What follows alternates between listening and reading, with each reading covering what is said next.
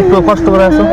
তৃণমূল এবং বিজেপির সমর্থকদের মধ্যে সংঘর্ষ, আহত তৃণমূলের গ্রাম পঞ্চায়েতের মেম্বারের পরিবারের সদস্য। মালদার মোথাবাড়ি থানা রথবাড়ি এলাকার ঘটনা।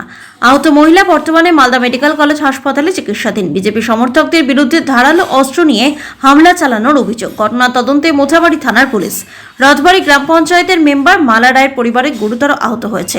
সম্পূর্ণ গ্রাম্য দুই প্রতিবেশীর বিবাদ, এটাতে রাজনৈতিক রং লাগানোর চেষ্টা করছে তৃণমূল, পাল্টা দাবি বিজেপি নেতৃত্বের। সকালবেলা আমার ছেলেকে রাখতে স্কুলে আসে আমার বউ। ওখানে শ্যামল কর্মকার এবং তার স্ত্রীর নামটা আমি জানতে পারছি না, স্ত্রীর নামটা কি আছে, কাঞ্চন কর্ম না কি আছে জানি না। উনি আমার বউকে দীর্ঘদিন ধরে ওরা বিজেপি সমর্থক, আমাদেরকে জোরপূর্বক চাপ দিবে যে বিজেপি করার জন্য। আমার বাড়িতে তৃণমূলের মেম্বার হচ্ছে মালা রায়, এবং আজকে ঘটনাটা হচ্ছে হাত ও শ্যামল কর্মকার আমার বউকে 3টা কোপ মেরেছে। একটা হাত একদম কেটে নেওয়ার চেষ্টা করেছে, বুকে কোপ মেরেছে আর পিঠে কোপ মেরেছে। পিঠে কোপ মানে হাতে ইয়ে করতে গিয়ে থামিয়ে দিয়েছে।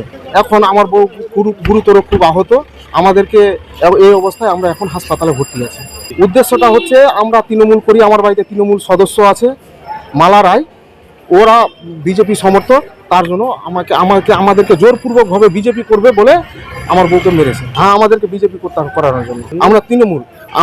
আমার বউকে হাত কেটে দেওয়ার চেষ্টা করছে, একদম হাত ঝুলছে, আর বুকে কোপ মেরেছে, স্তন্যতে এখানে কোপ মেরেছে, আর এখানে মেরেছে, এই হাতে মেরেছে। আমি থানাতে বড়বাবুর সঙ্গে আমার কথা হয়েছে, আমি বড়বাবুকে বলেছি, সব কথা ঘটনা বলেছি।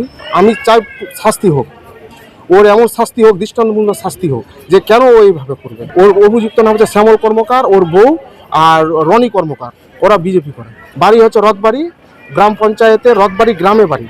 সকালে যেটা আমি খবর পেলাম, আমাকে এখান থেকে ফোন এলো যে শ্যামল কর্মকার নামে একজন বেশ কিছুদিন ধরেই আমাদের যে ওখানে উপপ্রধানের পরিবার তাদেরকে ডিস্টার্ব করে। এর আগেও একবার এফআইআর হয়েছিল ওর নামে, জোর করে জয় শ্রীরাম বলানো, আর কিছু এগুলো শুনেছিলাম। তারপরে আজকে সকালবেলায় হঠাৎ করে ফোন আসে যে আমাদের যে বাপিদার ওয়াইফ ওর ছেলেকে ছাড়তে যাচ্ছিল স্কুলের জন্য, তার সঙ্গে ওই জয় শ্রীরামকে নিয়ে বচসা করায়, তাকে নাকি কুপিয়ে দেয়। তাতে শুনলাম নাকি 3টা কূপ আছে, দুটো হাতে আছে এবং একটা বুকে আছে। তারা বিজেপির কর্মী সমর্থক, এবং বিজেপি নিয়ে এর আগেও একবার ঝামেলা হয়েছে। জোরপূর্বক এদেরকে বিজেপি করাবে, বিজেপিতে আসতে হবে, বিজেপি আমাদের সঙ্গে করতে হবে। এরা আমাদের তৃণমূল কংগ্রেসের উপপ্রধান, ওর ফ্যামিলিতে, মানে আমার তৃণমূল কংগ্রেসের একনিষ্ঠ কর্মী। তৃণমূল করাই প্রশাসনকে এর আগেও জানানো হয়েছে, এবারও প্রশাসনকে জানিয়েছি। প্রশাসন নিজের ব্যবস্থা অবশ্যই নিচ্ছে। প্রশাসন সকাল থেকে ওখানে গেছে। আমরা চাই এই অন্যায়টাকে যেভাবে প্রশাসন হোক দেখবে। আমরা চাইছি যে অন্যায় করেছে, যে কুপিয়েছে, তার শাস্তি হোক। ভোটের আগে একটা রাজনৈতিক ছক, ভোটের আগে একটা হিংসা ছড়িয়ে দিয়ে ভোটের মধ্যে একটা সমাজকে অশান্ত করা, এলাকাকে অশান্ত করে দিয়ে একটা বিভ্রান্তি সৃষ্টি করার চেষ্টা করছে বিজেপি। আমার কাছে এখন পর্যন্ত যে খবর এসছে তাতে এটা একটা সম্পূর্ণ গ্রাম্য বিবাদ।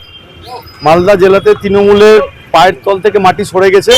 সেই জন্য যে কোনো গ্রাম্য বিবাদ, যে কোনো পারিবারিক বিবাদ, তৃণমূলে গণ্ডগোল, বিরোধীদেরকে কালিমালিপ্ত করার জন্য তাদের এই প্রয়াস মালদার মানুষ সমর্থন করছে না, করবেও না। 2026-এ তৃণমূল যাবেই পশ্চিমবঙ্গ থেকে, এই ব্যাপারে নিশ্চিত।